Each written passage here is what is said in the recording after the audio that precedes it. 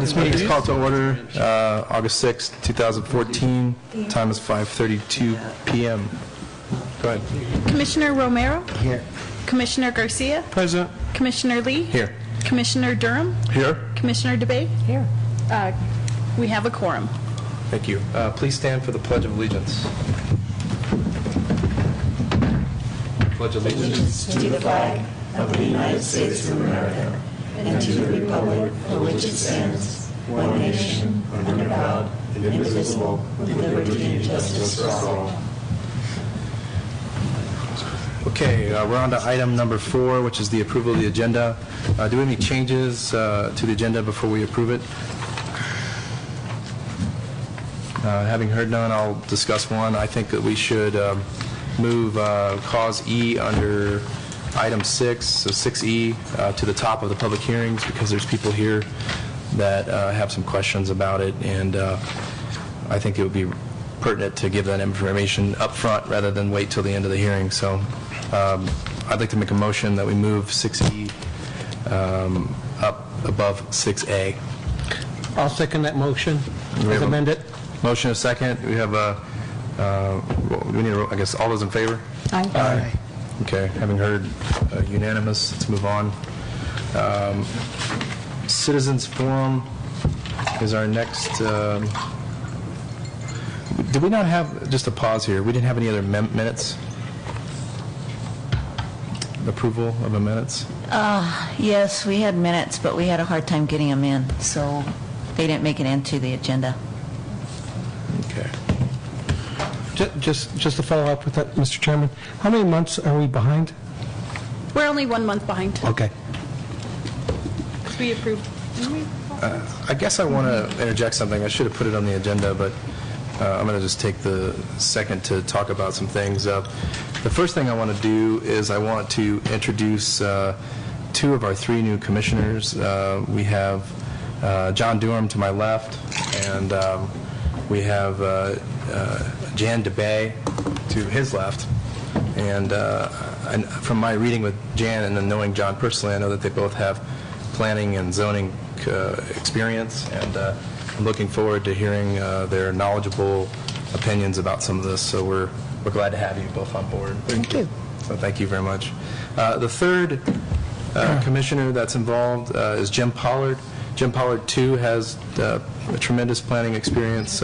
He was on this commission before I was on it, and actually we have a new commissioner in town now. We know for the record that Commissioner Lucero has showed up, and he is also part of this quorum today. No.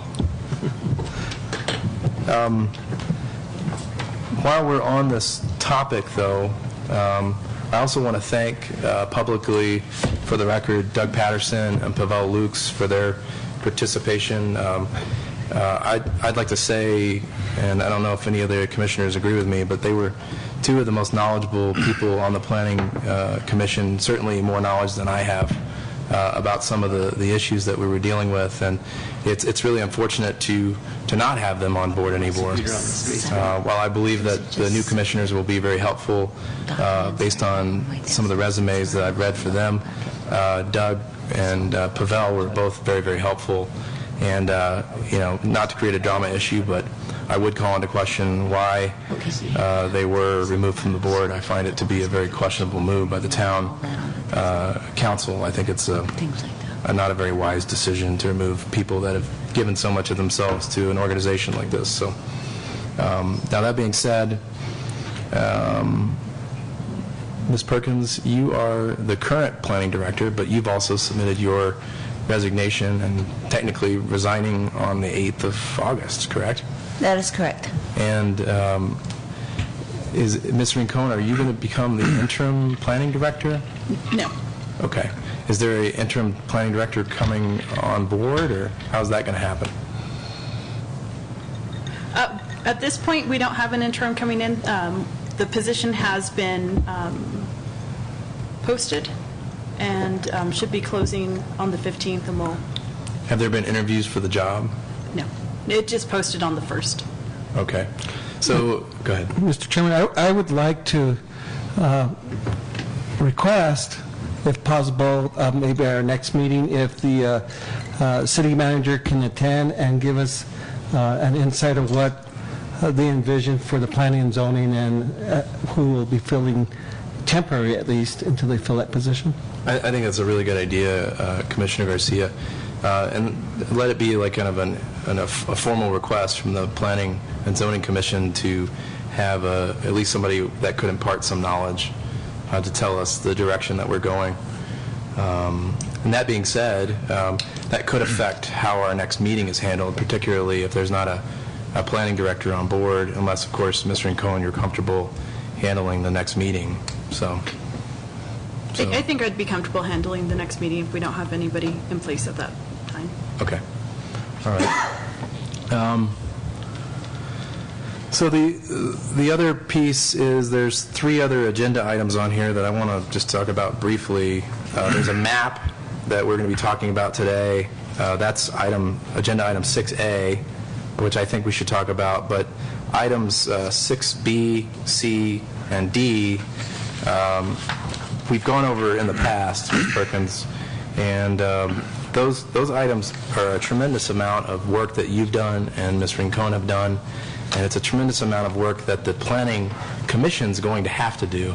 And there are some commissioners here that have done that work, but there are also 3 new commissioners that I think need to be familiarized with that material before we try to make any moves or take any action on that particular information. As it relates to those 3 items, did you, Mr. Durham, or Ms. DeBay, did you guys get a chance to review all the information? And did you guys talk to the planning department at all about what occurred at the prior meeting and what we've discussed so far? No. Okay.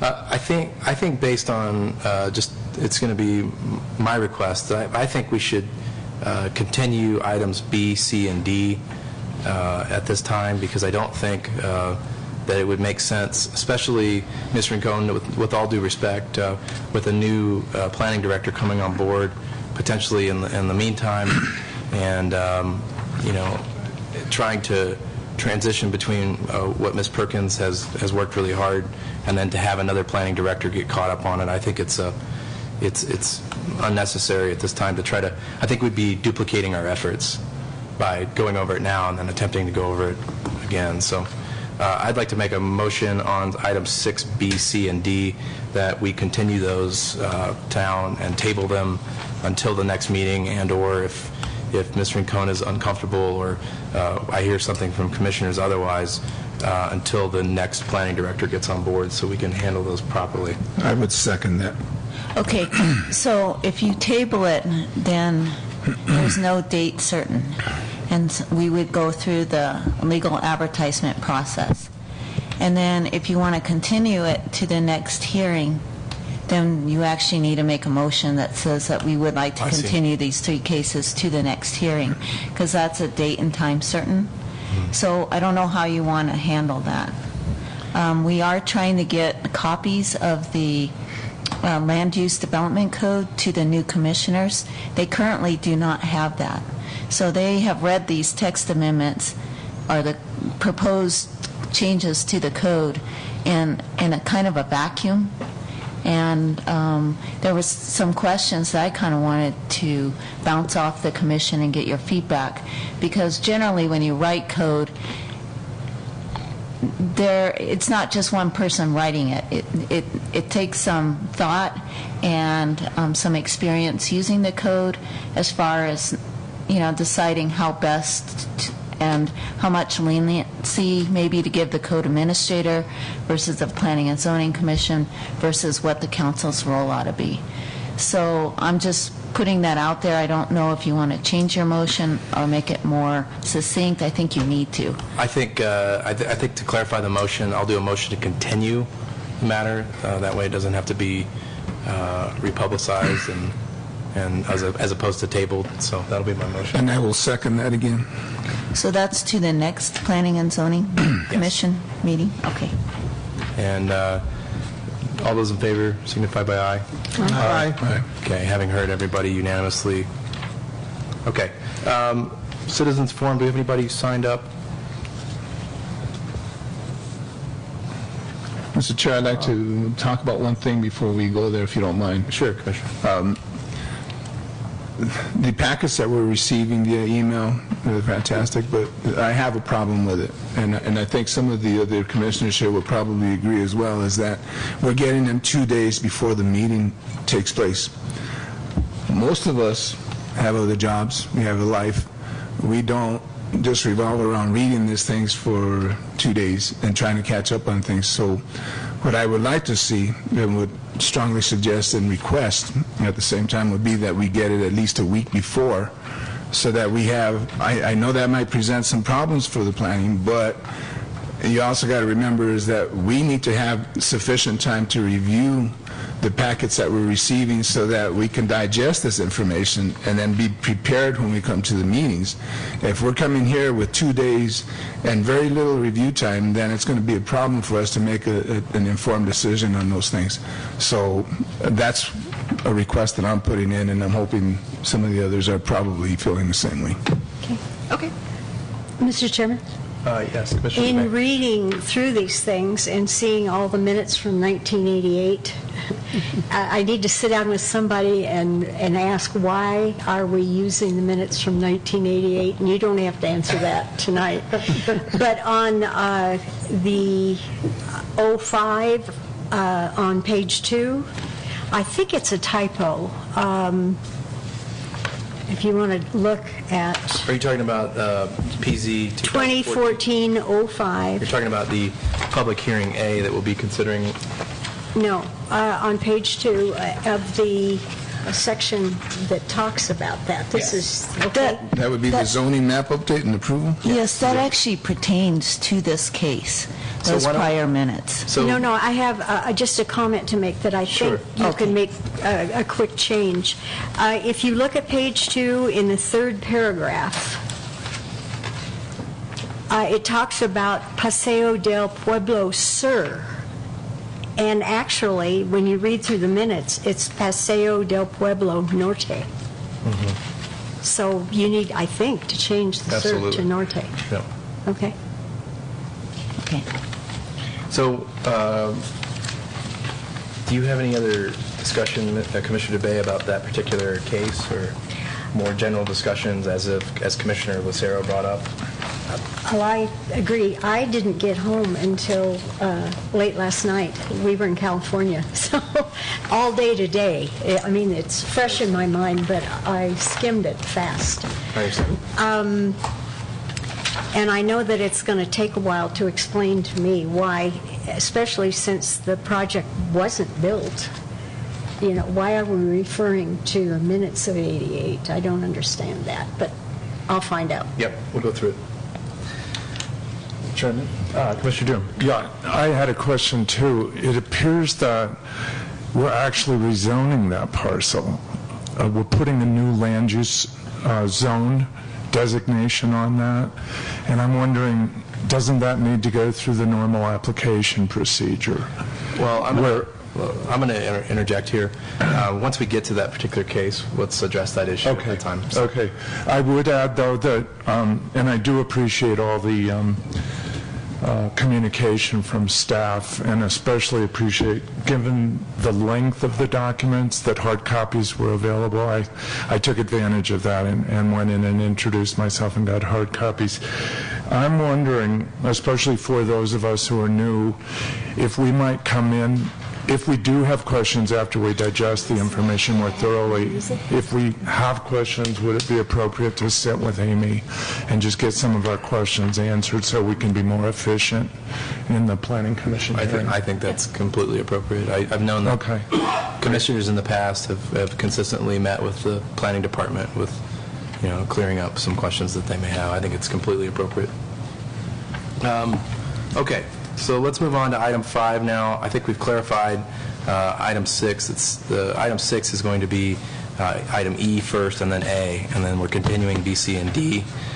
So let's go ahead and move on to item 5, which is the Citizens Forum. Do we have anybody signed up to speak today?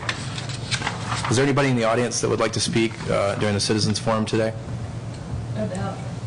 during the citizens forum. You're here on the PUD, so we'll talk about that in a little bit. Okay.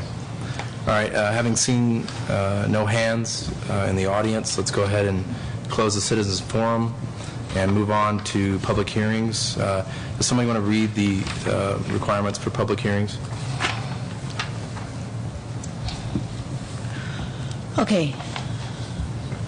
So generally, because we have new commissioners, I actually handed out the open meetings resolution just to remind you of the Open Meetings Act and how if you meet,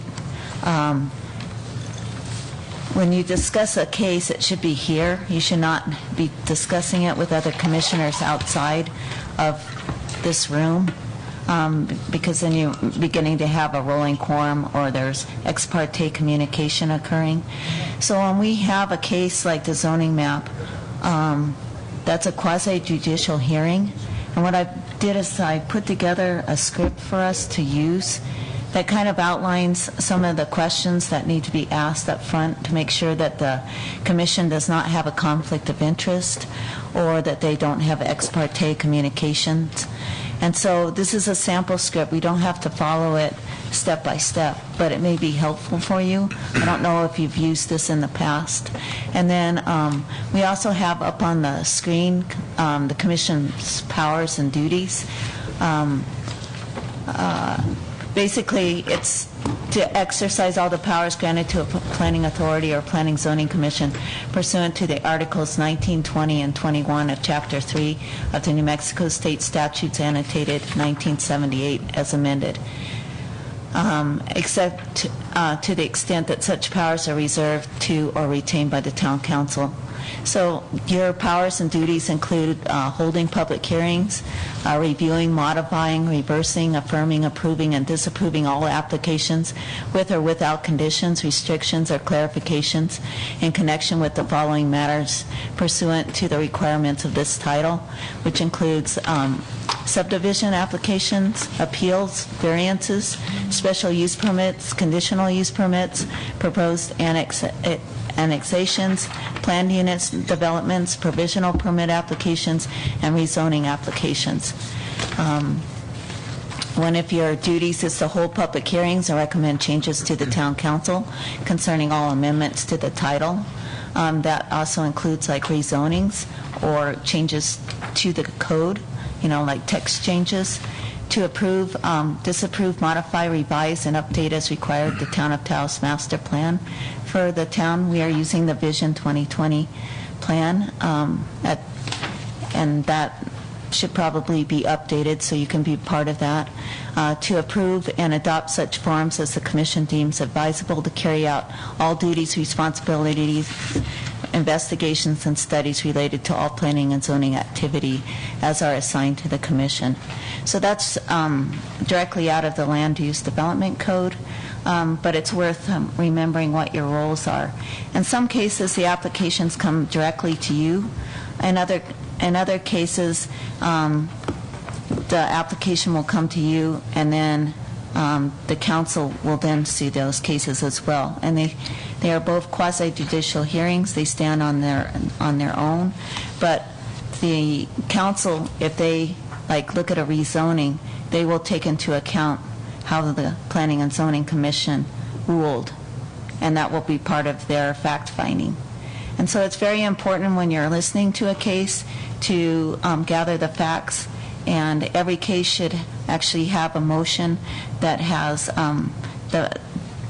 like when you do a recommendation to approve, you're basing it on findings of fact.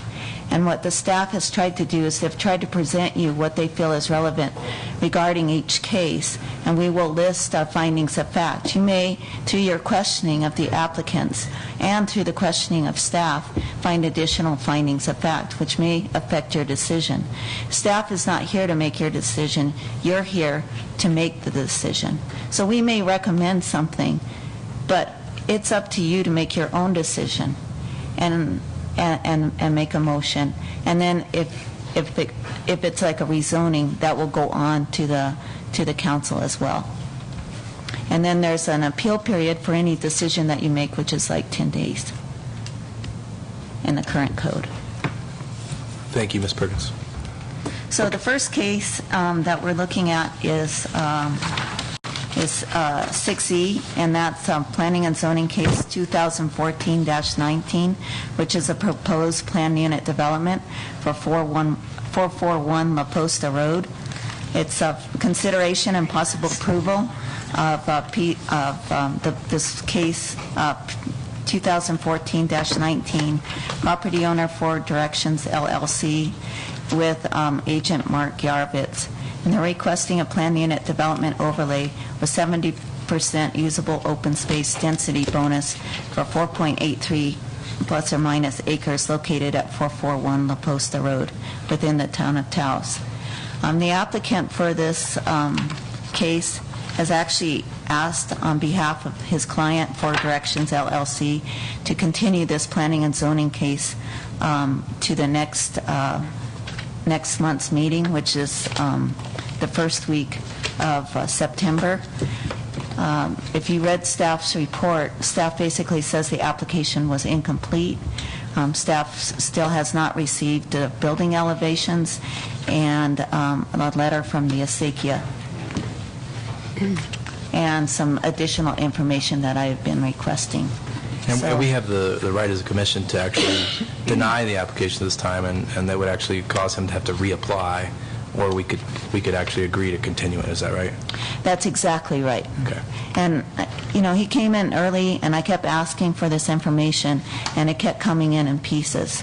So with the application still not complete, we don't even have to accept it. We could just give it back to him and say, when you have your full application, then we'll be willing to consider it. Thank you. Commissioners, do you have any questions or thoughts? I think that, this is just my opinion here, he's asked for an extension, but I think we should act on it, only because if we do deny it, he would need to reapply. It gives an opportunity for the new members to listen to the case again from the beginning so they can understand what we're making a decision on. So that's what I take from it. So are you saying then continue it? But No, not continue it, deny it, and then have him reapply for us to look at again. Ms. Perkins, how much more effort would it be to do a reapplication process with the information that he already has? So to do a reapplication process, he would have to resubmit the application, pay a fee, I don't think it's that much, and then do the legal advertisement again, which means putting in the Taos News paper a legal ad, which he did before, at least so that it comes out within the newspaper at least 15 days prior to the public hearing, which is what we're having right now. And then he needs to send a letter to the surrounding property owners within 300 feet. And then he is posting the property to let them know that there is a planned unit development proposed on this property. And the hearing will be at a set date, which would be next month. Mr. Bellis? Mr. Chairman, I would ask you to take Commissioner Garcia's comments into consideration in one of the things in a debriefing with... Do you want to, just to interrupt you, I'm sorry, you know this better than I do, but the record won't pick you up. And do you swear to tell the truth? Absolutely. I would ask you to consider Commissioner Garcia's comments and give weight to them. In Martha leaving and having an out-briefing with her and with Amy, it does seem we've got a small staff. We don't have consistent large projects coming in, so we maintain staff for the average. And it's a pattern, it seems to be here, just like we had at the county, that there's a difference between an engineer and Alex Aveda coming in, and because at that point he has to have a refined product for your consideration, and we've done a final review, as opposed to a developer coming in with what I consider in many cases a concept. And developers are paid by the hour to bring those concepts forward to add value to the project, meaning that even if the project doesn't come to completion, they produced a certain product that's moved it along. And the tendency is to let the staff do the work in the development of the project. And I don't think it's fair to you as commissioners and the time you put in, or to the taxpayers who have to fund that, that you should be putting in your time pro bono, and that a developer or a party that owns the property may be benefiting from that. So I have encouraged to Martha that I said in changes that we've been looking at, that from here forward, if a project is not ready to be presented, that staff, and it hasn't been scheduled yet, that we return it. If it comes before you and it appears to you that, and staff recommends to you that there's a substantial lack of material toward completion, that you actually do take action on it and reject it and make them come back and start the process over. And I think in that way, if they have to do the extra work, they have to do the fees, it'll cut down your time, it'll cut down staff time, because we have to produce all these documents for you and get them out to the public, too. Thank you very much. Thank you, Mr. Bellis. Mr. Chairman, and just to follow up with that. The key one. One more time. Apologize. Commissioner Garcia, then Commissioner Lucero. There's been comments of notification not everyone has been notified, so that's another. And we're going to get to the public to speak in a second on that. Okay. So I just wanted to. And then Commissioner Lucero, I'm sorry. Well, I was going to ask Martha, what is it that's lacking in the application that they haven't submitted to you yet? What is, aside from elevations and things such as that? Elevations, a letter from the acequia, basically verifying that the development is within the setbacks that are required and that they're okay with it. The other thing that I've had an issue with is that the site plan has kept changing. And so I actually wrote about the 70% open space density bonus. And when we reviewed this at the Department Review Committee meeting, which was last week on Thursday, the applicant asked us to review it that late because he promised me that he would have all the materials for the application at that time. He was still submitting in a site plan that varied from the previous site plan. So when I calculated the open space requirement, he actually needs to reduce the units that he's asking for by the time he put in the hammerhead. So, I mean, we're only talking like 1,000 square feet, but it does make a difference. And so it's those tiny things. I'll write my staff report, and then something else will come in, and we'll have to make changes to it. And that's why, you brought up the fact that you're getting your staff reports or your packets so late in the game. Part of it is this problem where we're getting the applications not complete from the very, very beginning. And so you're seeing some frustration on my part because I'm at the last minute writing the staff report. And so I share your frustration in that regard. Okay, thank you. I'm ready to make a motion on it. Well, we need to do a couple more formalities. The other thing I want to bring up, Ms. Perkins, is part of your changes were involving plan new developments, and some of the discussion that we had with Mr. Yarovitz as the representative on behalf of the applicant was that he wasn't sure how to apply what particular part of the ordinance, the current one, or was he trying to cater it towards the future changes that we were making. And we haven't made those changes, and now we're talking about continuing again. So I think it makes sense again to deny for that reason until we kind of clarify some of the ordinance changes that we're doing as well. So it's not just being continued for 2 or 3 or 4 more hearings. So I could foresee that happening otherwise. So.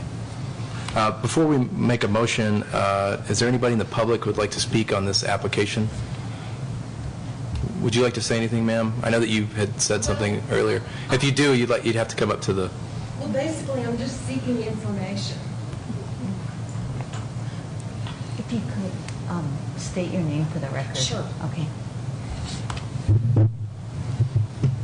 My name is Mary Grade, and my husband and I own a home on Carbajal. And do you swear to... I swear to tell the whole truth and nothing but the truth, so help me God. Okay. Be your right hand, please, not your left. Oh. I've never done that before. Both hands, I swear. We got a letter before the very first meeting about the zoning change, and we were in Oklahoma, and we called our neighbors on either side of us here in Taos. They had not gotten letters and didn't know what I was talking about. And so I called the Planning Commission office and spoke to a very nice lady there who said, oh, it doesn't mean anything. There'll be a few apartments there instead of the trailers that are there now. And I said, how many stories will they be? And she said 1. And anyway, all the information that I got is no longer true. And so today I watched the YouTube video from your April meeting where the realtor, Yarvitz? yes, he was here and he talked about quite a few things. But between then and now, I was wondering, did you change the zoning from C4 to C6? Was that approved? Don't believe that It was R4 to R6, and the Yeah, commission sorry. denied that rezoning.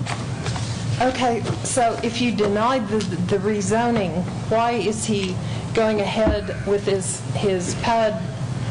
Because don't you have to have zoning in place before you do the development? That was part of the discussion. Go ahead, Ms. Reagan. Yes, so the underlying zone remains, and then with a planned unit development, you can do like innovative. It's the way the code is written is planned unit development is to do innovative housing. So you can cluster your housing as long as you keep the underlying density that's allowed in that zone the same. And Unless you apply for the bonus. Yes, and the current code allows you to get these open space density bonuses. So in this case, the applicant is asking for the maximum open space bonus by saying that out of the approximately 5 acres, 70% of it he's going to set aside as open space, which then allows him to add units. So we are looking at square feet. I mean, in the level that I was talking about, 1,000 square feet actually makes a difference as far as the number of units allowed. And so he needs to make an argument as the applicant about why his development is innovative and why it fits within the neighborhood with the clustering of the housing and with the open space, and Okay. what architectural styles is he using, things like that. He had never heard of density bonus. And he said he did not intend to use that in April. And of course, the letter we got, that's the whole purpose of what he's doing. But we were wondering, how many stories will these apartments actually be? I think since the last discussion, he's kind of altered his path forward, hasn't he? Yes, he has altered his path forward, and so now he's showing blocks that look like they actually have a second story on them. That's why I was asking him for renderings of what the building will look like, elevations. I need more detail, too. Well, that was our next question, was aesthetics. What do they actually look like? I've worked for years for a developer in Oklahoma City, and we had somewhere between 5,000 and 6,000 units that we had built ourselves and developed. And there's really not that much difference between a 2,000-unit apartment and a 48-unit apartment. You've got the same things going on. It's just different levels of intensity. Is it Ms. Grade? There's several things that you can do. Today, what we're discussing as a commission is whether we're going to deny the application or whether we're going to continue it. There's no... This is the application for the PUD. Correct. So there's nothing in our discussion today in regards to actually approving the application. So if you have any questions about how the application has been handled by the applicant, you have several options. You could come to the next meeting and ask questions if it were to be continued, or upon getting notice for the meeting that it actually will be. If in the case that's denied, you could come to that meeting. You could also get a copy of the application as it currently stands from the planning department and review it yourself and ask the questions that you would like based on that. Or you can go in and talk to the planning department or talk to the applicant himself. If you could get a hold of Mr. Yarvitz, he's in town. I know he's easy to get a hold of. So Well, I think our neighbors may have called and found out that it was continued or that it wasn't going to happen tonight because none of them are here. But our main thrust was and is traffic.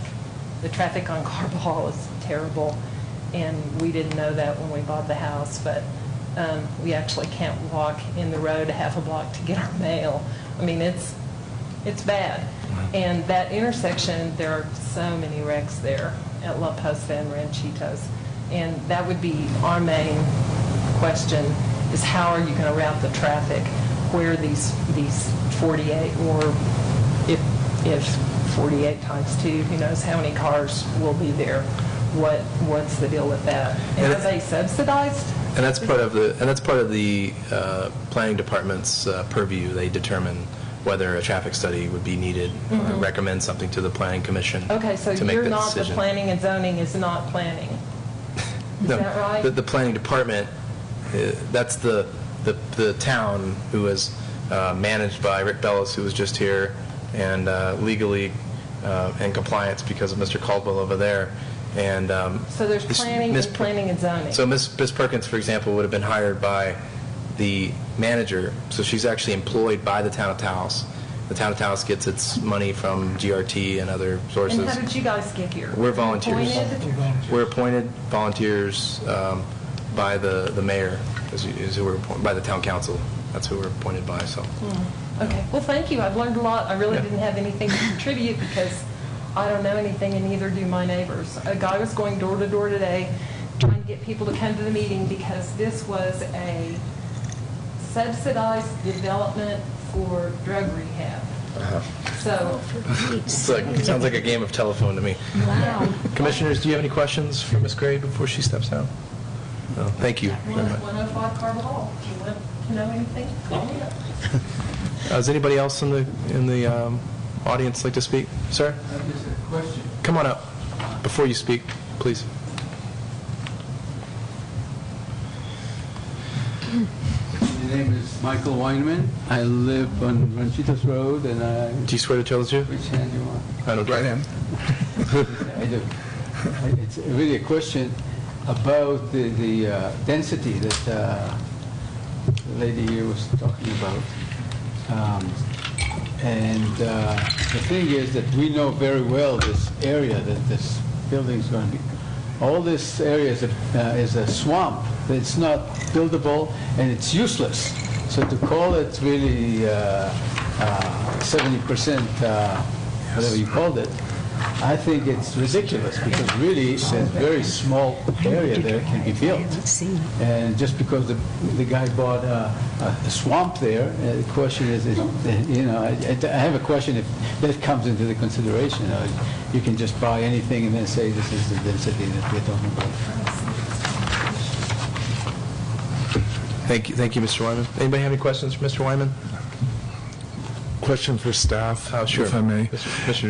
Durham. In the application, I was confused. It refers to apartments, but later when it talks about maintenance of the open space area, it said, it almost implied like an owner or resident, almost like an HOA would be established to maintain the grounds, and that doesn't jive. I mean, apartment renters don't pay fees to an HOA for maintenance, so maybe in... What I was trying to clarify is the application itself came in originally as one owner, one property owner, and they were going to be apartments.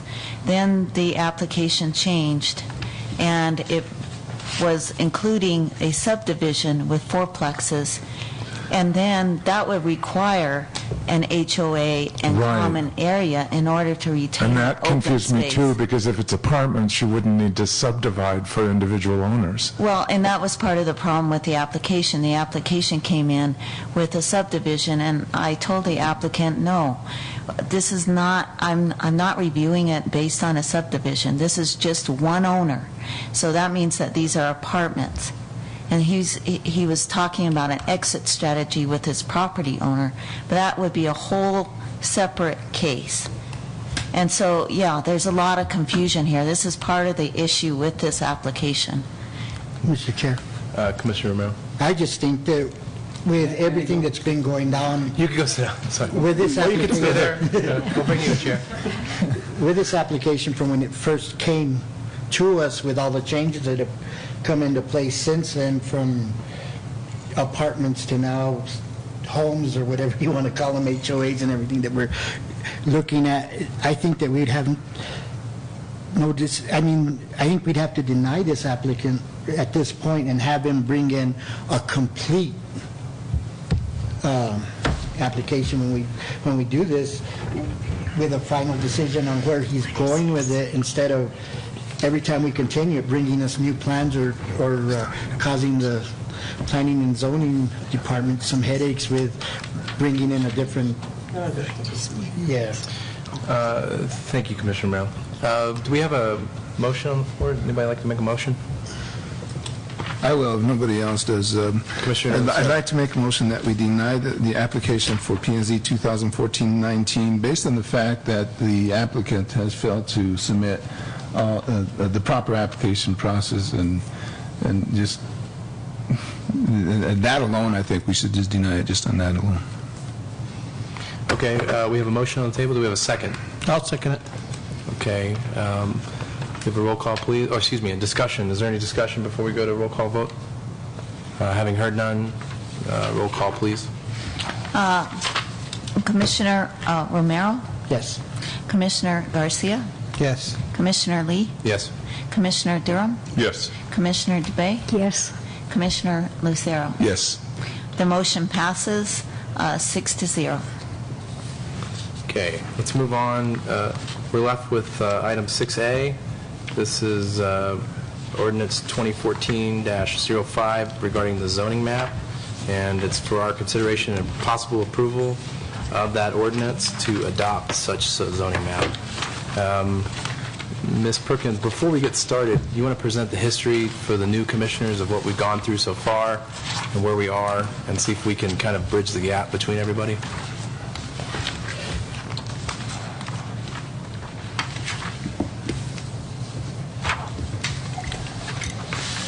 Okay. The current code reads that the zoning map for the Town of Taos ought to be ought to be adopted on an annual basis. The Town of Taos has not adopted a zoning map since the year 2006.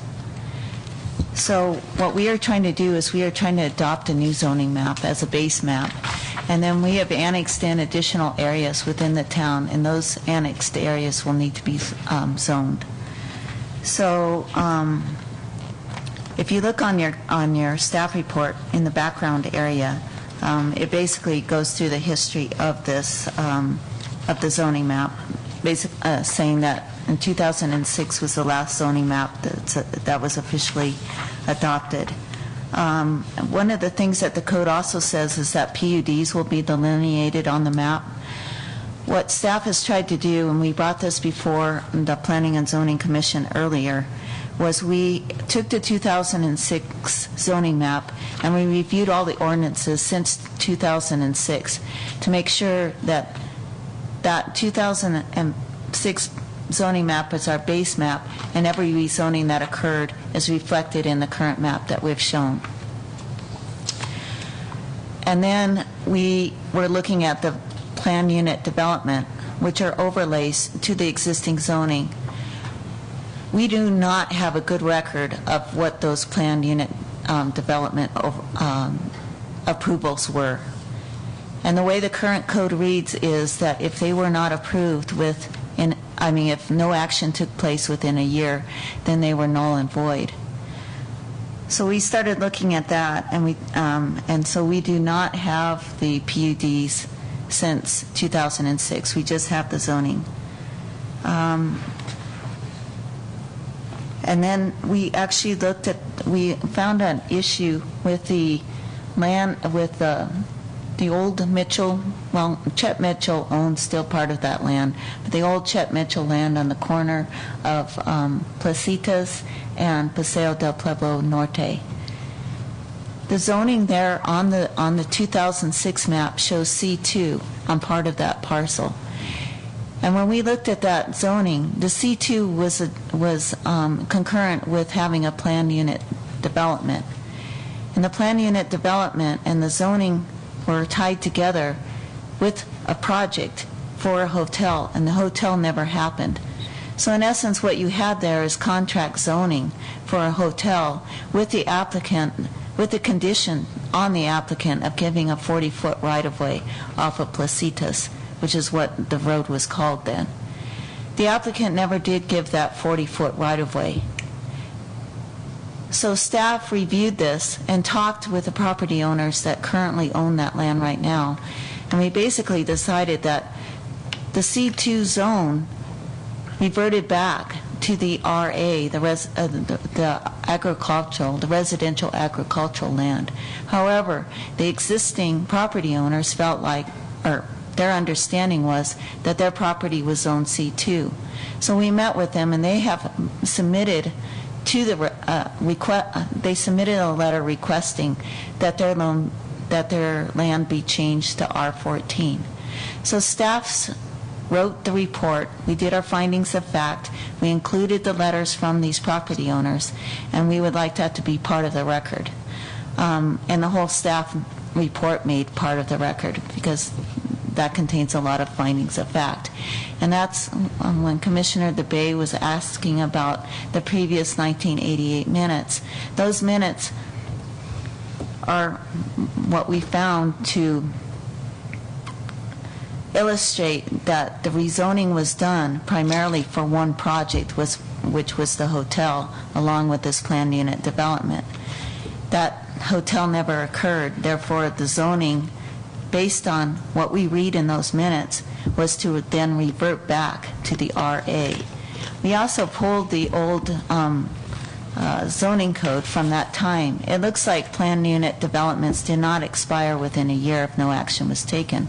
However, given how the minutes read, and we also included the ordinance that was passed at the time, and the ordinance also specifies that the rezoning was contingent upon a hotel being built and that 40-foot right-of-way being given by the landowner. So based on the ordinance that was passed prior and based on those 1988 minutes, staff is assuming then that the zoning reverted back to RA. However, we wanted to take the property owners, what they perceived and what they understood, their land being C2, we wanted to take that into consideration. So you're right, we're kind of dealing with not only the zoning map, but kind of a separate case with them requesting the R14 zoning. So I don't know how the commission wants to do their motion or how they want to actually deal with this case. You can deal with it as two cases or you can deal with it one. But basically the staff report is part of the record and we would like you to consider it as such. We have the property owners here at this hearing, and they are willing to have questions asked of them and to testify. Well, before we get into that,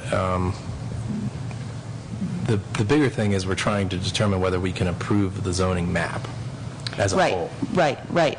But we have several variations of the zoning map, which is part of our problem given that land. Okay. My request would be that we address the other variations, if there are not too many of them, just briefly, and then we can go back. It seems like this is probably one of the bigger ones. Is that right? Yes. Okay. My request would be that we just address the other two things just briefly. Let's get through those, and then we can decide how we're going to handle it after that. Okay.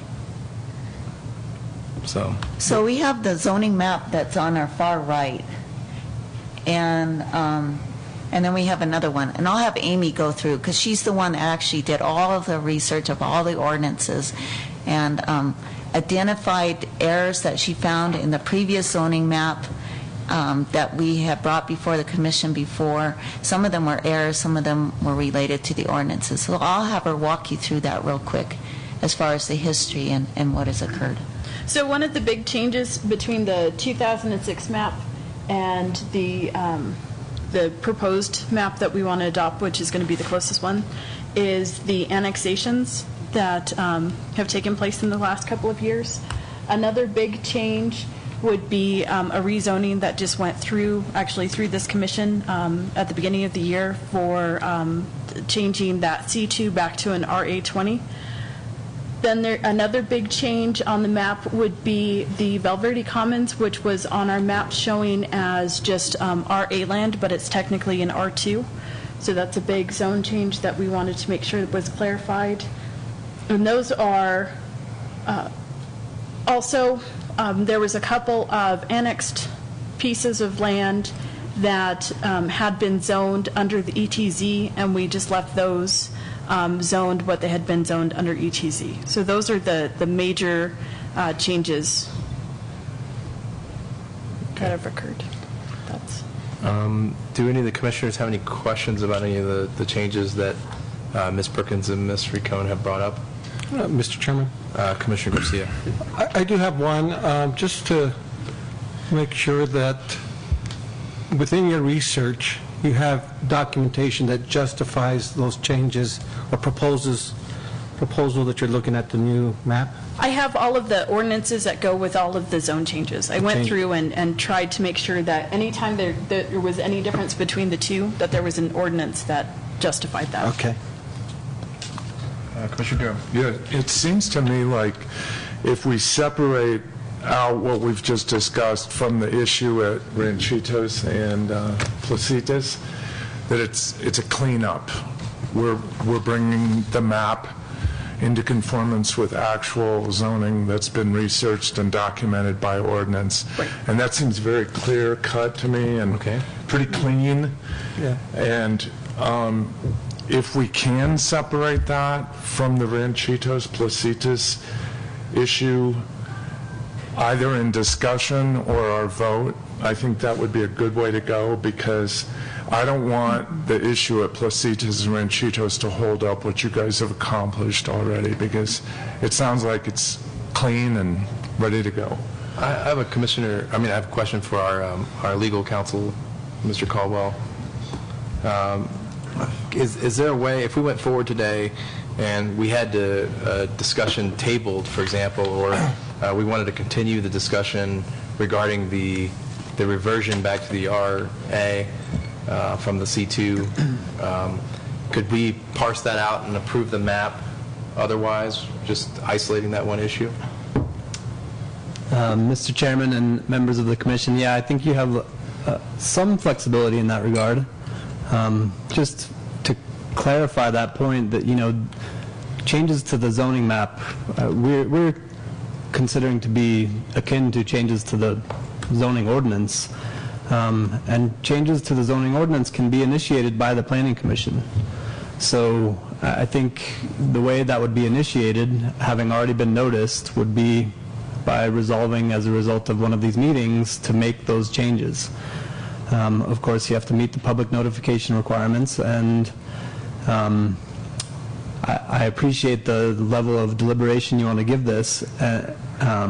And frankly, I think you have the discretion to do it all at once, or you can break it up into pieces in order to ensure that at least the most straightforward ones aren't appealed and held up in some further process. I gather that's the concern, and I think that might be a wise approach. I would look to planning staff. I mean, that probably will add a little bit of work to their plate, which is not necessarily what they need, because we'd have sort of these another complication in the form of interim maps. What planning staff really want are a final map that we start today with and go forward. Of course, it's not going to happen today regardless, because this still has to go to town council for final approval anyway. Thank you, Mr. Caldwell. Any other commissioners' comments? I think once we get down here, we'll talk to some of the people in the audience about some of their issues. So, you guys have any other questions? Did you? Okay. I think what I would recommend we do is not make that decision yet. I'd rather, I want to kind of divide it up. I know that Mr. Sayre, for example, I know you're here potentially on an annexation issue, and then you, by context clues, said that somebody's here from the audience that wants to discuss the zone change for the Placitas. Is that correct, Ms. Perkins? Did you want to talk on that particular part? Yes. Okay. So I think... Actually, not here on annexation at all. I mean, here on the issue you just discussed. On the Placitas change? Oh, I see. Okay. Well, in that case, you basically, Mr. Rincon, you brought up 4 issues, essentially, and through a process of elimination, do the commissioners have any questions or concerns regarding the ETZ changes or the Valverde Commons changes that Ms. Rincon brought up? I mean, in other words, do we have any other questions that are beyond this one particular discussion regarding Placitas? Okay. All right. Well, that explains a lot for me. I think that now that we've clarified that, let's move specifically to that Placitas discussion then, and let's hear some things from the people in the audience, and then let's make a decision on how we're going to handle it after that. So, does anybody like to speak, particularly in any order? Does it matter? Okay. Why don't you come up, Mr. Sayre? State your name for the record, and then do you promise to tell the truth? My name is Michael Sayre. I own a property at 606 Camino de la Placita, a half an acre. I bought that in '96. Do you swear to tell the truth? I swear to tell the truth, yes. Thank you, Mr. Sayre. I bought the property in '96, and at that time I assumed it was C2 because I think either Chet had told me or I'd seen a map, I can't recall which, but it didn't matter to me very much. I hadn't planned to do anything requiring that zoning, but that was just the thought I had. I do understand that the C2 zoning, since I have learned that it was related to that particular hotel application, Ramada Hotel, I think it was, and it named that hotel only. I might mention the 40-foot donation of property for Placitas, to my knowledge, was never needed, never used, never happened. That's why it didn't happen. They didn't need it. So I think that was not an issue of Chet not going through with it. And by the way, I should mention, my property has nothing to do with Chet's. In fact, according to my title work that I looked at before I came to the meeting, as far back as '84, there were prior property owners, 3 different ones before me, and I've heard anecdotally it goes back as far as '61. So Chet never made any decisions during that '88 procedure that related to my property, or at least if he did, he didn't have any authority to do so.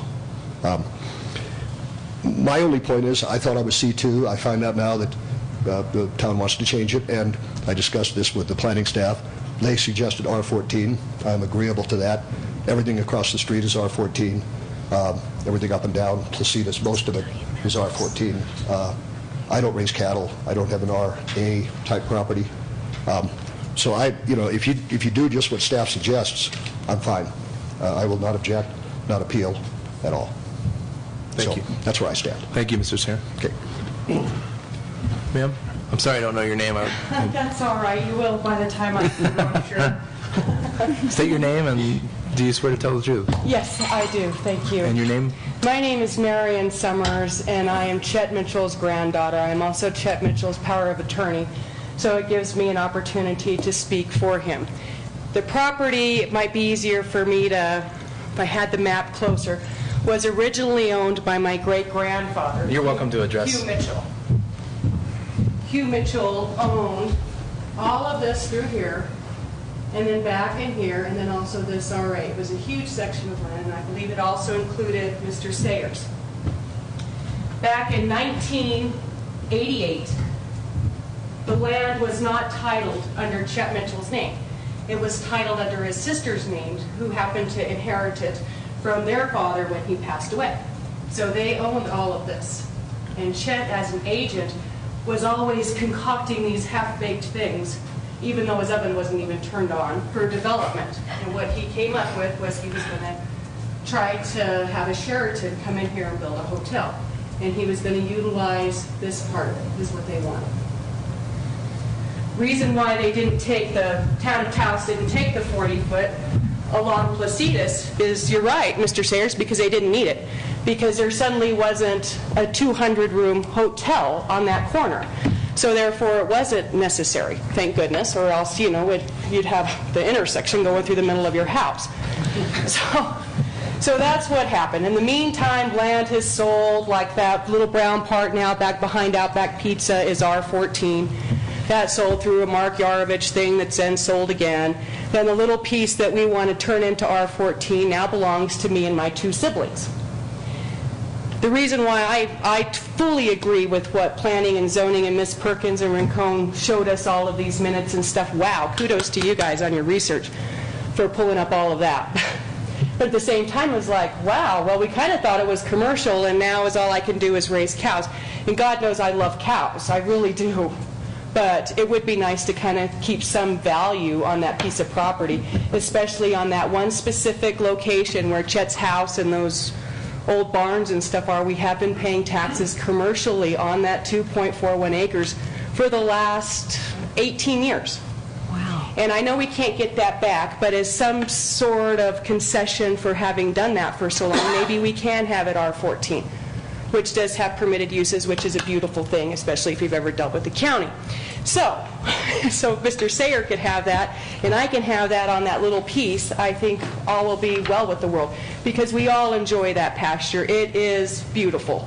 And why not? You know, there's this little piece in the whole scheme of things. We're not asking for much. Does anybody in the commission have any questions? Your last name again? Summers. Summers. From Ms. Summers. Commissioner Durham. This relates back to the question I asked earlier, and that was, my assumption from reading the report is that there has not been an official application filed for the rezoning. Is that true? In other words, there was confusion over the C2 reverting back to RA, and now R14 almost seems like a compromise or something that was discussed.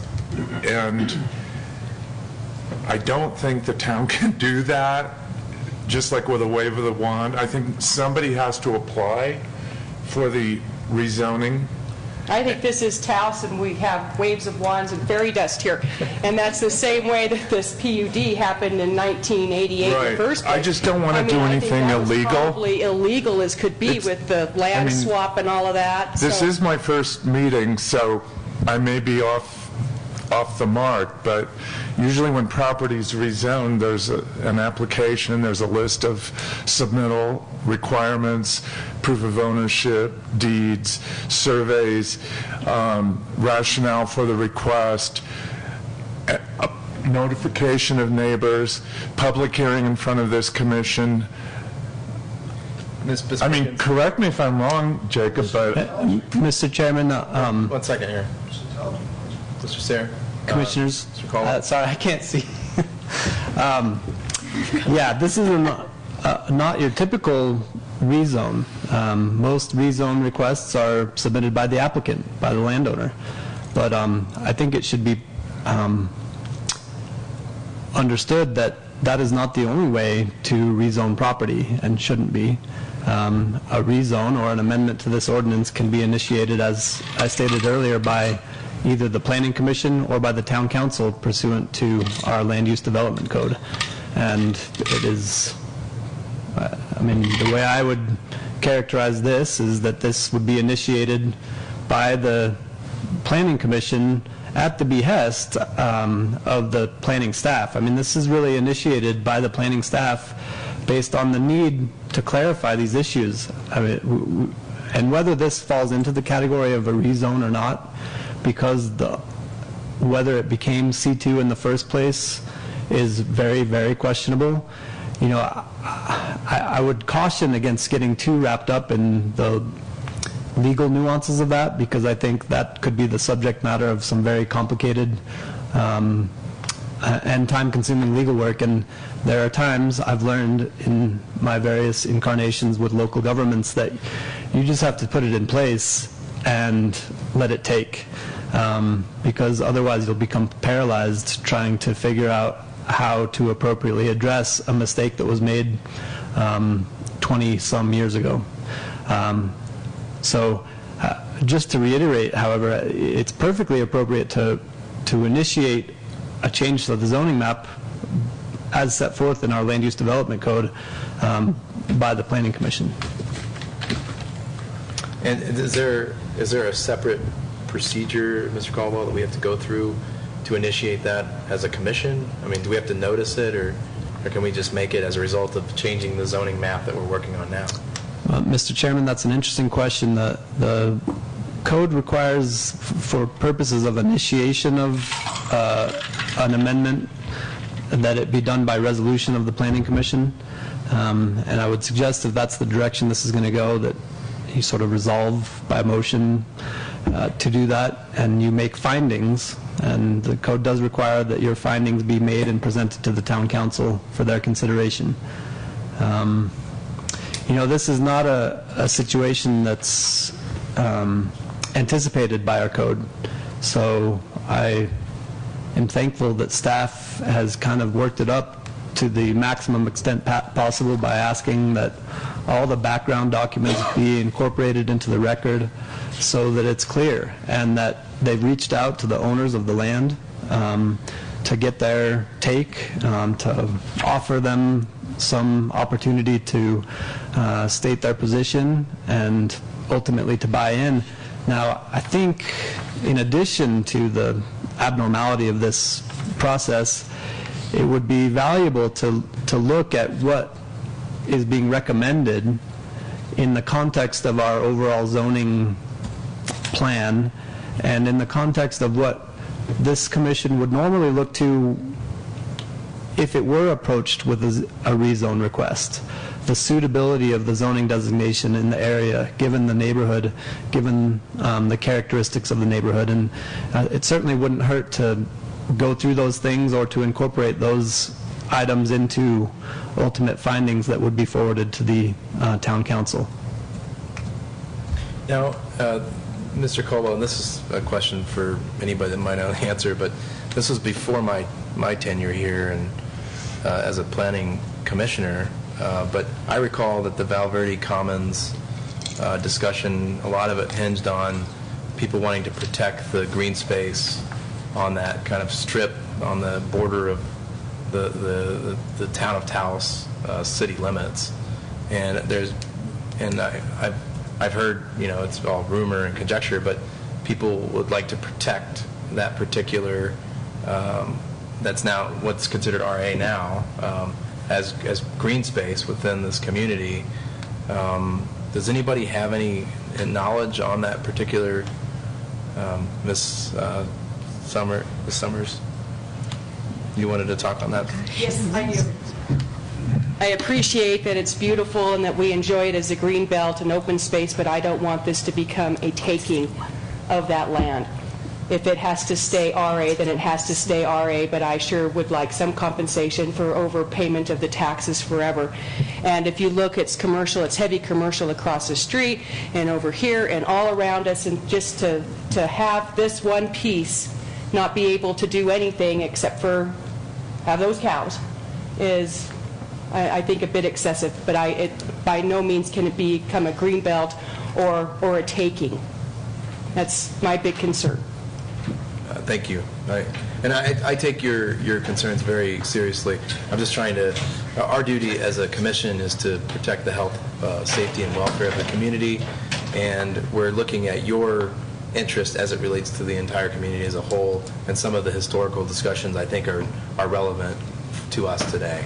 Right, and for our family to have owned that land for a very, very long time, and for everybody to just enjoy it as they pull out of SIDS is different when that's a big chunk of land right there. If you take the piece that me and my siblings own and what my grandfather owns, that's almost 28 acres in downtown Taos.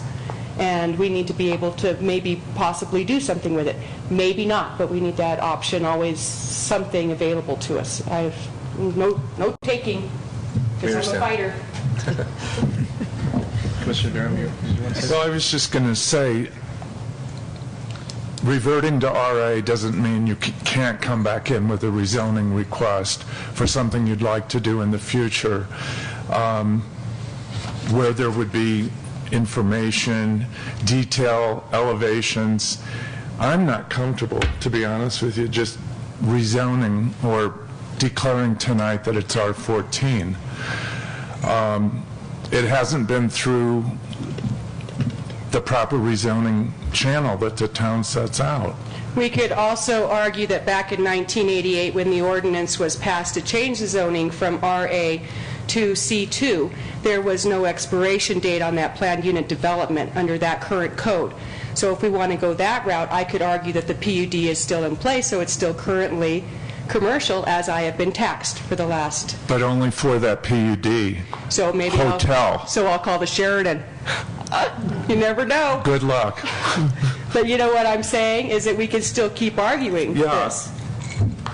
Well, okay, so rather than getting a dispute about it back and forth, Commissioner Durham has raised a point. You have some valid points. So let's keep continuing with the discussion to see what people feel, and let's see how we're going to. And maybe the town could put in that application and go through the expense of all that. Perhaps that's a resolution. We'll see what the commission pleases. Ms. Perkins, yes. I guess I'd like to clarify the record a little bit. Sure. This is the 2008 map here. And so actually behind it is maybe a clearer map. But I think that we need to, I think the commission needs to be aware of what all is included in that C2 area. I'm not sure that there's a good understanding of what the R14 is, what the RA area would be versus the C2 area. And I guess I'd like to clarify that. Yeah, thank you. Yeah, it's in there. Just that one has to Mr. Chairman? Just flip it over. Obviously, we're not going to be able to vote approval tonight, right? So at this corner here, this is the area that on the 2006 map was all C2. So it includes the area all along Paseo del Pueblo Norte and all this area. So there's only a small area here that's RA. So this was part of that PUD, which was for the Sheraton. And then later they were going to add on additional items, which I believe is part of the record in the staff report. So we're actually talking about this whole area. And then when we're... and how many acres is that, Ms. Perkins? That particular part? 16. 16 acres? It's 16 acres. And then this is the proposed zoning map that we're talking about with the little parcels here. That's R14. That's like 2.41 acres. And then Michael Sayers' property here, which is... An acre, which doesn't qualify. It's like half an acre. And then the rest of this is reverting back to the RA. So just to clarify kind of what we're talking about. Okay. Mr. Sayre. Just one quick thing. My property, by the way, is not connected with Chet's or his granddaughters. And you got to have three acres minimum for RA, as I understand. So you can't put mine RA even if you wanted to. Thank you, Mr. Sayre. Thank you.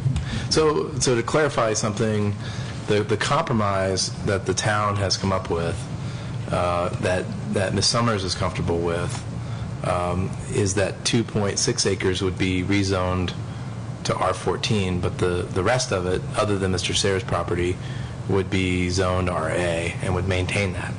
And anything coming forward for a zone change would have to be an application for a zone change, or we would have to come upon ourselves to make that change ourselves. Is that right?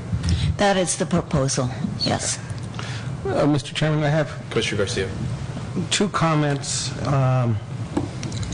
I don't have a problem with the request, but there's two things I would like, and I don't know how we address it. I would like to get something from the attorney indicating that we have the ability to make that decision without going through the channels that Mr. Durham has indicated, Commissioner Durham. And second, I think we still should, just for transparency, give notification to the neighbors, surrounding neighbors, just so if there is anybody that has issues with that. I don't see why somebody would, but just so it shows that we as a commission are making a decision properly and transparent.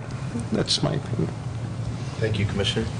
Commissioners? Mr. Chair. Commissioner Romero. Who would be responsible for sending out these notifications? Would it be... I think it would be the town. The town? Yeah. And just to clarify myself, Miriam, you're okay with that R14 where the house and stuff is now? Right, just 2.41 acres right there along Placitas and the sale. Okay, so it sounds to me that, from what I'm hearing from the commission, is that people think that the planning department did a good job of speaking with the owner of this land, and it seems like Ms. Summers is being very reasonable as well. Mr. Sayre, you guys seem like you're being very reasonable in this compromise, because it is something that seems like it was a mistake to stick around for that long. The question I think that the commission has raised is, can we or do we want to go forward with just approving this today without any type of notice to surrounding landowners? And I think that Mr. Caldwell made it clear that we can, as a commission, he made the legal call that we could approve the zone change now because we're approving the zoning map, but it doesn't necessarily mean we have to. But if we decide not to, then we're causing more work for the town in that they would have to produce notice to the various surrounding property owners, and theoretically, if we were to approve a map at this time, then we would have to approve an interim zoning map and then potentially a final zoning map. Now, in the event that we were to do something like that, what would the map look like in the interim as it relates to that particular section? Do you understand what I'm saying? Do you want to answer that, Mr. Rincon? I don't know what it would look like. Okay. I think I'll ask the town attorney. I'd like to make a comment. Like a no-fly zone or something? Sorry. Go ahead, Commissioner Lucero. Well, I think it's pretty simple. I mean, if it's going to look like anything, it'll mean that the proposed R14, Mr. Sayers and the Summers property would be RA for the interim until we do something else. But I also think that this is a really clear compromise, and I think it's honorable in town to try to do something like this, to try to get this resolved so that we don't have to continue going further with it. I would employ or ask the commissioners to really think about this and consider approving the zoning map with that R14 just for the sake of it. It's the right thing to do. And I think that legally, based on what Mr. Caldwell says, we're allowed to do that. Why are we going to waste everybody's time? It's going to happen whether we do it now or whether they come back with an application 2 or 3 weeks down the road. It's still going to happen. So on that, if I may, Commissioner, and I thought perhaps would be that we could approve this as it is, and then the town could notice surrounding landowners at the town for the next town council meeting, and perhaps if any landowner had an issue with it, they could bring it up with the town council before they do the final approval of the map. Is that something that could work? Mr. Caldwell? Mr. Chairman, I think that's an option. In hearing this discussion, it occurred to me that we might even have to do that, whether it was stated as a condition of approval in this hearing or not. And I'm just trying to find the statute that speaks to that. So if you'll just carry on for a moment, I'll try to chime back in. So just to clarify my comments, the thing that I'm looking at is I agree with everybody so far. I think everybody's making really reasonable point. Is that good, Mr. Sayre? You like that? So I'm trying to figure out how we can compromise and show the landowners that we understand their issue and that we applaud the town and their efforts to make this thing right. But as Commissioner Garcia brought up, like, we really do have an obligation to the citizens of this community, in addition to Mr. Sayre and Ms. Summers, to make sure that they're notified of such things. So maybe the thing is we could approve the map with the changes, with the condition that the town were to notice surrounding landowners to bring up any disputes to such change at the town council meeting. So that's my kind of thought process on it. Any other commissioners have any other comments or thoughts? Or I just have Commissioner DeBay? a question and a concern. You said you paid for years the taxes on a C2. Are you still doing that? Yeah, all of this came to light maybe about a month ago or 6 weeks ago, and I didn't know how it was zoned, and you would ask my grandfather, and my grandfather's going to be 90 years old in 2 weeks, and he doesn't remember a lot of this stuff, and he always thought, well, he didn't know, maybe it was zoned commercial, he knew he had it for a while, and he thought that whole pasture was zoned commercial, but where his house was residential, and it didn't matter. I mean, who cares? It's been in my family forever, it's where my grandfather lives, it's where, you know, I hope it stays, we are afforded the opportunity to keep it like that forever. If we can't, we need to be able to do something with it.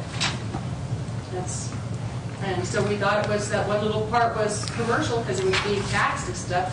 At 2.41 acres, I pay almost $3,000 a year on taxes.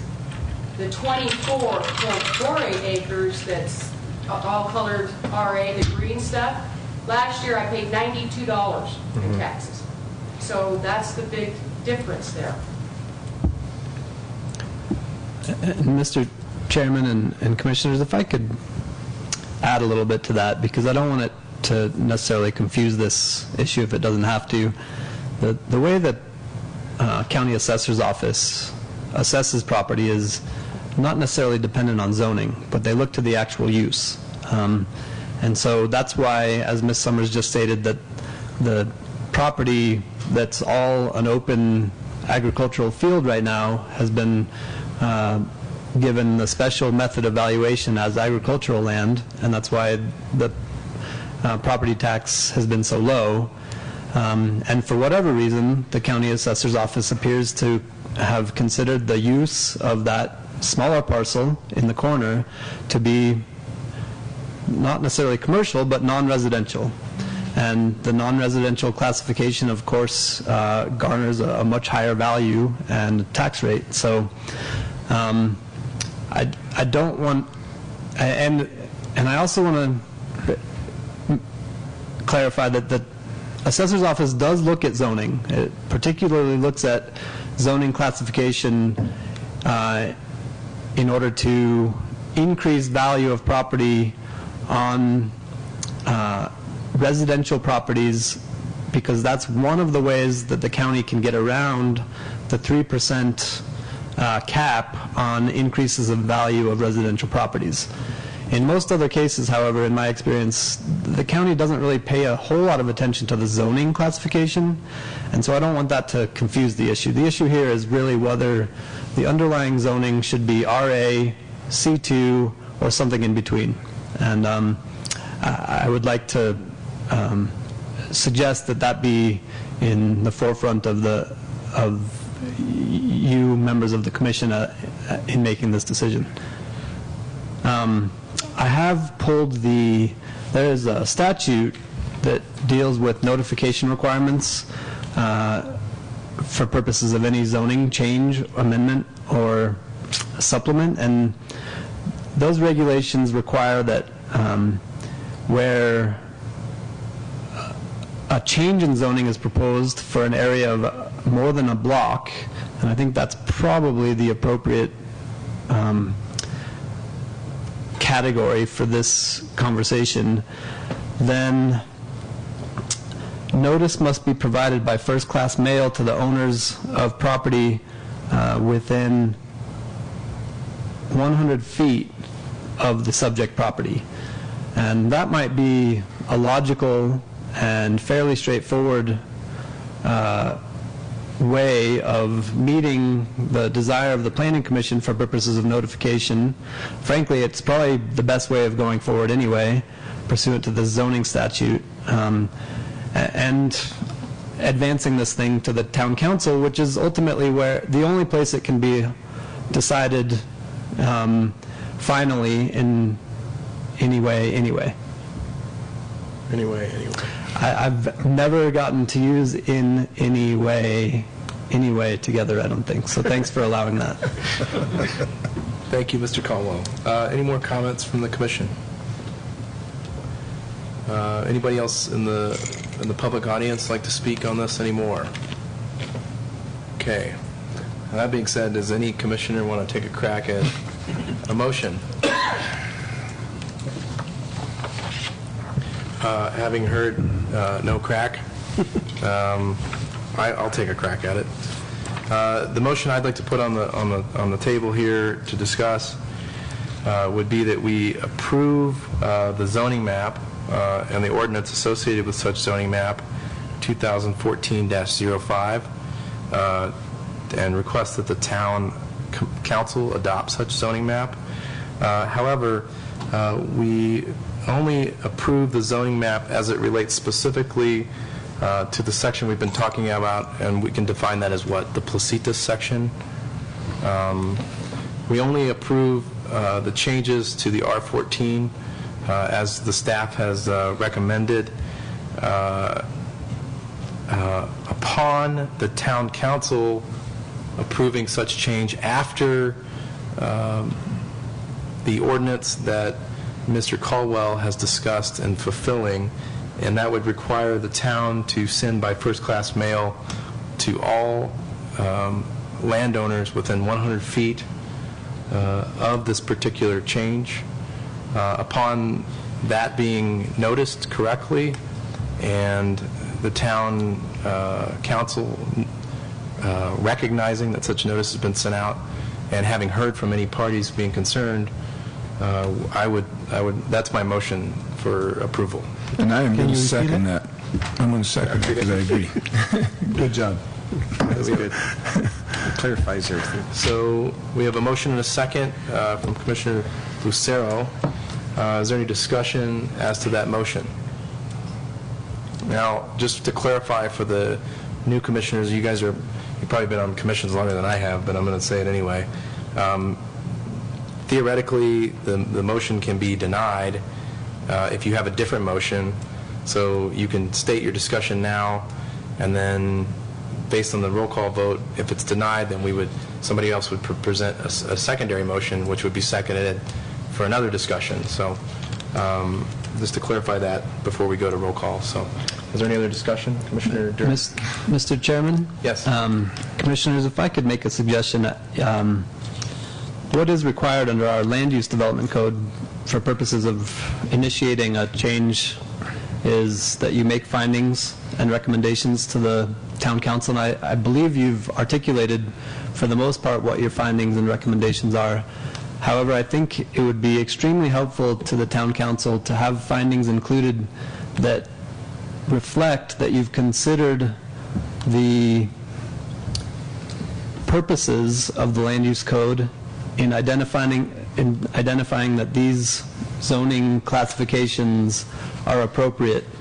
And I can either refer you to the portion of the code and quickly run you through those, or you can empower the staff to incorporate those findings that ultimately the chairman you would sign as having been made by the Planning Commission. Does that make sense? Yes, it does. I think I would rather you, Mr. Caldwell, to go through what you think those types of findings that we should be considering are.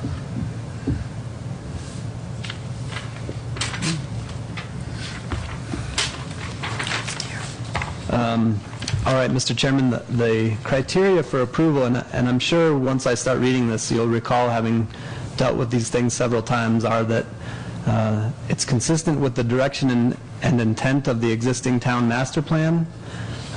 It's consistent with the purpose and intent of the town zoning regulations. It's consistent with the existing land use in the affected neighborhood.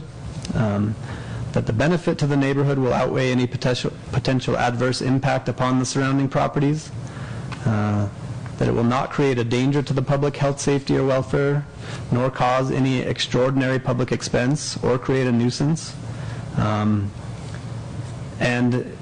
that, in fact, it is justified by the fact that the original zoning was in error, or that there's been a change in condition in the vicinity, or a change in the town development policy. And obviously, with regard to the last requirement, that's why we're here.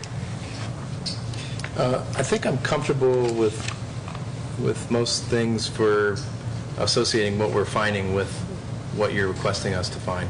The one I'm unfamiliar with, just off the top of my head, is the master plan that we have now as it relates to that particular part of the town. And I don't have that in front of me at this moment. Do either of you, Ms. Rincon or Ms. Perkins, do you have the master plan in front of you? I did not bring the master plan. It has a blue cover on it. It's called a Vision 2020 Master Plan. And staff in the staff report actually runs through the review criteria for making an amendment to the Land Use Development Code, and it starts on page 18. So for criterion 1, it goes through the Vision 2020 Master Plan and the elements, and then what staff pulled from that as far as supporting the master plan. So Taos retains its small town character and sense of community. Taos encourages the use of community design that is traditional, sustainable, has little impact on the natural environment, and enhances the quality of life for residents. Neighborhoods are building blocks for creating a town fabric unique to Taos and its region. Denser, higher impact non-residential development is directed to designated employment areas where public services and infrastructure already exist, or where such development will have the least impact on current and future inventory of open space and land under cultivation. It goes on to page 19. I don't know if you would like me to read all those, but they're actually covered in the staff's report. So if you adopt the staff's report's findings of fact within your motion, then you're basically, adopting those findings.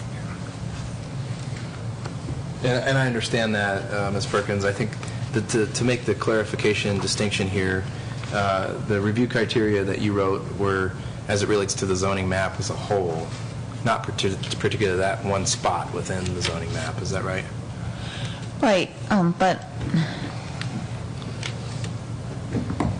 you can use the master plan talks about general high-level concepts, and then the zoning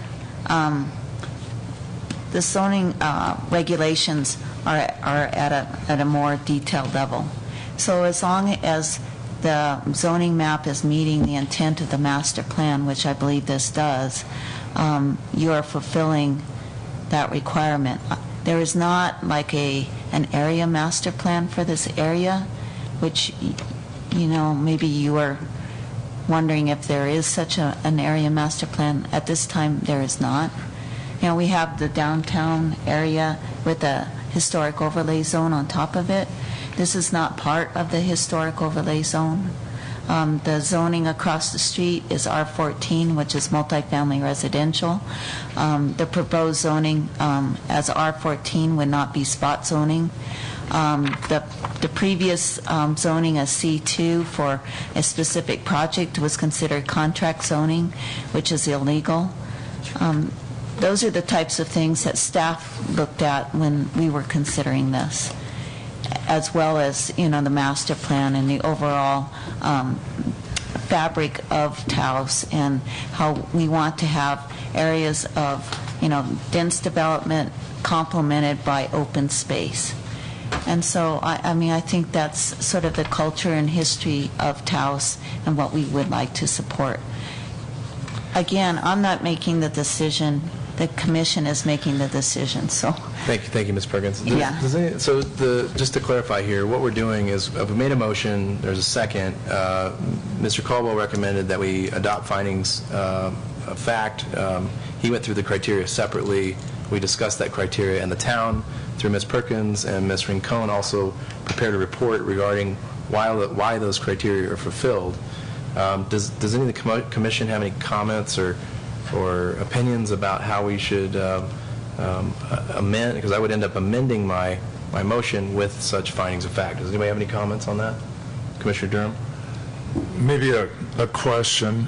Would it be appropriate to include in the findings of fact that commission did raise the issue of the proper procedure to follow, and that the town attorney said that we're authorized to approve the zoning in this rather streamlined way. Maybe I'm being paranoid, but... I think that's the whole, in my opinion, even though it's not the legal opinion, but my opinion is that the town has stated its position on the record. It's being recorded. This evening? Yes. Okay. So I just wanted to make sure it was part of the record. Yeah, I think it is, and I think we've made it clear as a commission that we did question the legality of this, and that the town has acknowledged our questioning of it and has resolved it what they believe is the correct way. So I think we're covered there. I don't think we need to do anything else. Any other, Commissioner Romero, nothing? No? Okay, so I guess I'm satisfied with what Ms. Perkins has stated. So I guess the amendment to my motion would be to adopt the findings as set forth in the recommendations of staff. And I'll second that. Okay, we have a motion and a second. Is there any further discussion on this particular issue? Mr. Chairman, you may have already done this, but it should be clear that this is a public hearing. To the extent there are any other members in the audience besides the landowners that want to speak, should be afforded that opportunity. Sure. And we are kind of, I think, Mr. Struck, you're the last man standing over there. Is there anything you'd like to say on this particular issue? No, not at this point. Okay, thank you. All right, I'll close the public session. I think it's a little bit out of order, but I'll do it anyway. Motion second. I guess without any further discussion, we'll go to roll call vote, please. Commissioner Romero? Yes. Commissioner Garcia? Yes. Commissioner Lee? Yes. Commissioner Duran? Yes. Commissioner DeBay? Yes. Commissioner Lucero? Yes. The motion passes 6-0. All right. Well, Ms. Perkins, as part of your last effort, congratulations on getting your map pushed through finally. Okay, we're on to agenda item 7, matters from staff. There's nothing listed. Do you guys have anything you'd like to bring up? No, this was a great introduction, I believe, for our new members.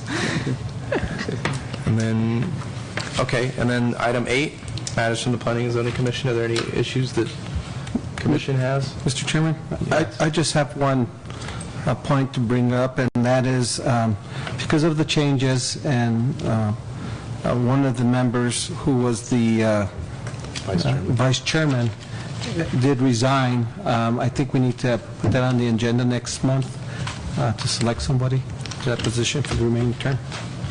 I agree. I think that's a great idea.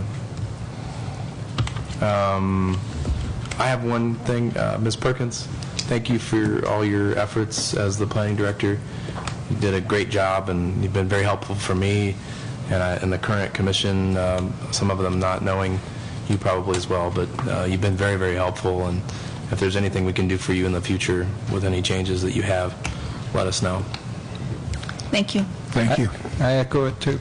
Great job. Because the town of Taos has done everything it can to have Ms. Perkins stay.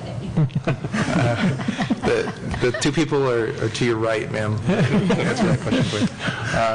Mr. Bellis, you have something? Mr. Colwell indicated that earlier you had a question in regards to wanting the town manager explain what his plans were for the new planning director. We're just trying to figure out, particularly Mr. Bellis. For the audience, Mr. Bellis is the town manager for the Town of Taos. We're trying to figure out, Ms. Perkins and Ms. Rincon both have done a tremendous amount of work on some zoning ordinance changes for the Land Use Development Code.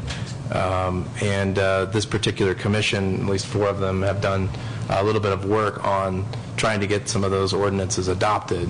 But we were uncomfortable in knowing the path forward for this commission as we put a lot of effort into those ordinances, because it's, hundreds of pages of stuff that we're looking at, and we were trying to figure out which path the town was going down, whether they were going to hire another planning director, or whether they were, I know there's rumors of merge with the county, but those rumors always seem to dissipate for various reasons.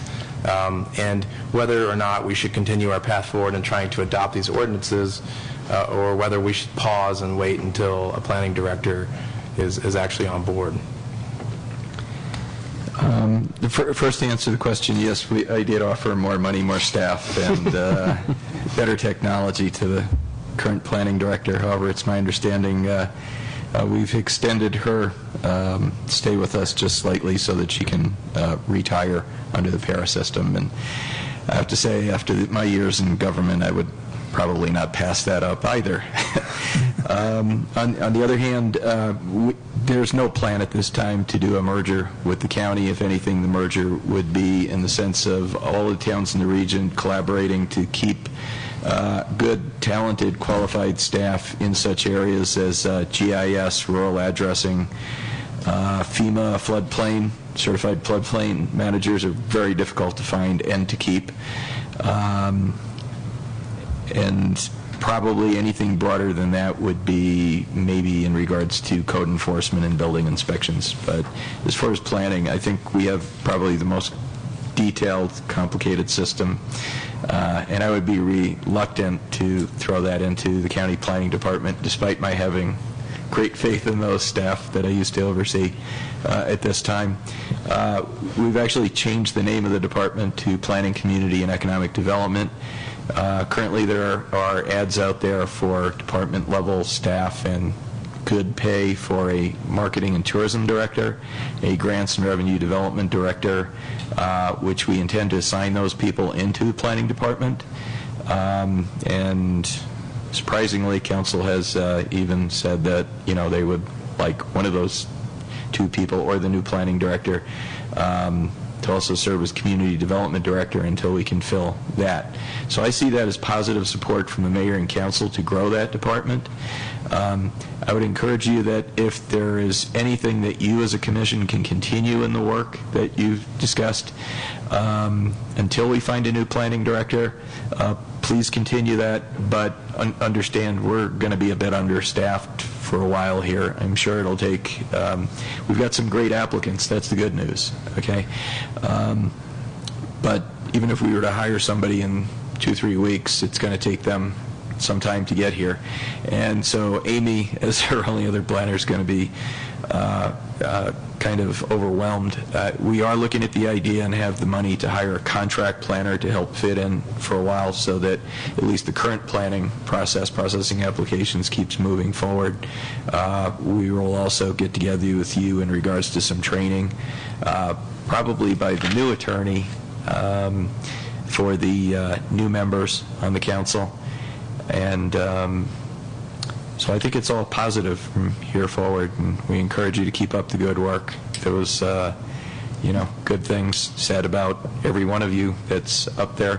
One of our goals was certainly to try to have some cross-dialogue with the County Planning Commission by including one of their members on your board, and then also to recognize that despite our corporate limits are where they are, and despite all the annexations being resolved, we plan a lot of our future around what's going to go on those pieces of property out at the airport, the landfill, the future recycling center, and that those will have an impact, whether it's the airport zone, which you'll all be involved in doing, or future economic growth out there, and that we wanted that neighborhood association to have some input and feel part of the town, and we feel one of your new members also serves in that capacity as president of the association.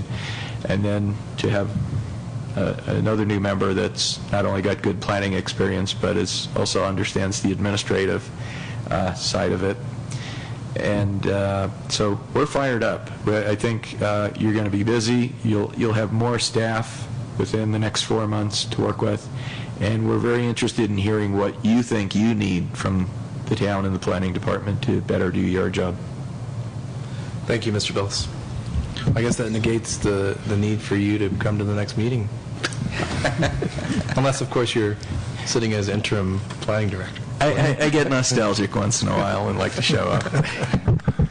Mr. Chairman, I have one more, just came to light. Commissioner Garcia.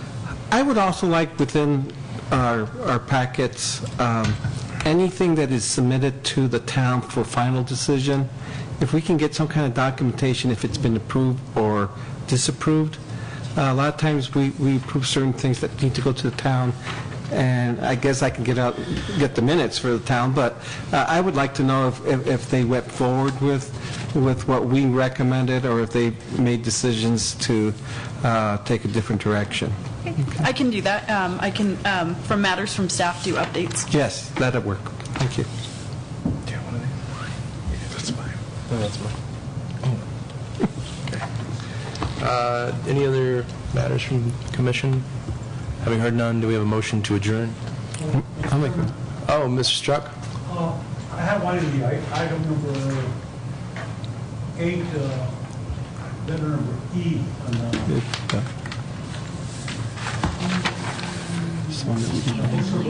Yes. Canceled, or was that That was denied.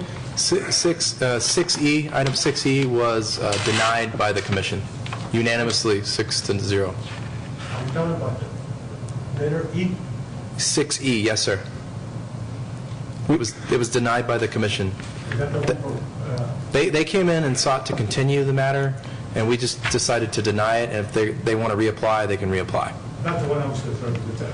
Yes, sir. Yes, I got a letter on that matter, I just wasn't here. yes, sir. But it was denied. It was. So, one last question, is that section is still R4, right? Yes. Am I right? Yes. Thank you very much. Yes, sir. All right. We had a motion for adjournment hanging in the balance here. I'll make a motion. I'll second it. All right. All those in favor signify by aye. Aye. Okay. Thank you. Seven.